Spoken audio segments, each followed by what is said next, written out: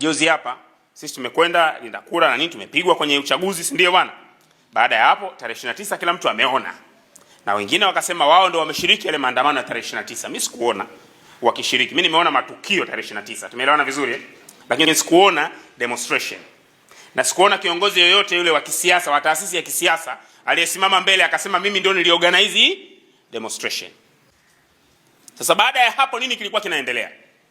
Baada ya hapo unaona watu na taasisi za kisiasa zinaomba ikiwezekana wanajeshi wapindue nchi.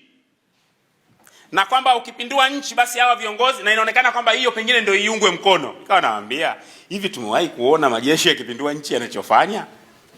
Au tunadhani tu kwamba kwa sababu sehemu itaondoka itakuja jeshi pengine itakuwa nafuu?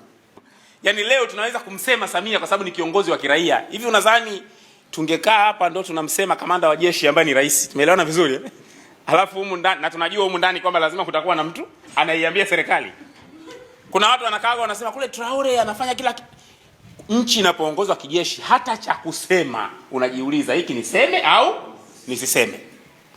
Risasi ikitumika kwa kiongozi ambaye kiraia unamlaumu, lakini kiongozi wa kijeshi na matumizi ya risasi, hivi ni kitu kinachoshangaza? Hakishangazi. Kiongozi wa kijeshi, risasi ni sehemu ya njia yake ya kuingia wapi? Madarakani.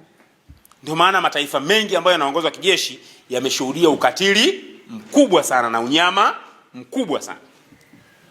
Lakini ukisikia watu kwenye taasisi za kisiasa wanafikiri hivyo, maana yake ni moja tu, kwamba taasisi za kisiasa zimefika mahala zimejiingiza katika eneo ambalo zimegota kufikiri. Yaani zinapoteza alternative. Baada ya hapo zitafanya nini? Struggle ya kisiasa inapaswa kutengeneza alternative ambayo raia wanaweza kuichukua, kuendelea kupasisti kwenye struggle mpaka watakapopata mafanikio. Nyingine ngasikia juzi watu wameenda kumkamata, yani kule Trump kafanya uhuni kaenda kumkamata yule Maduro Venezuela. Kuna watu wanasema huko mtandaoni wanasema afadhali na hapa tusubiri wajelini. Yaani eti sisi maslahi yetu yatakuja kupiganiwa na nani? Na Trump. Tangu lini? Maana yake sisi kama taasisi za kisiasa tumefika mahala hapo unajiona umetengeneza suluhisho ambalo unaliona huna safari ya mbele, ndio unatafuta miujiza. Hamna political organization inayopaswa kuendeshwa kwa mtindo huo.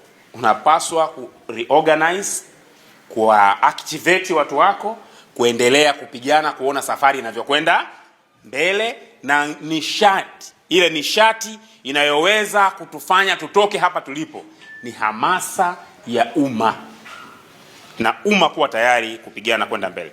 Nakubaliana kwamba kuna mihanga kadhaa ambayo viongozi lazima waichukue ili kufanya umma uweze kuamini viongozi wao na waweze kusimama nyuma ya hao viongozi, tuwe na safari ya kwenda mbele.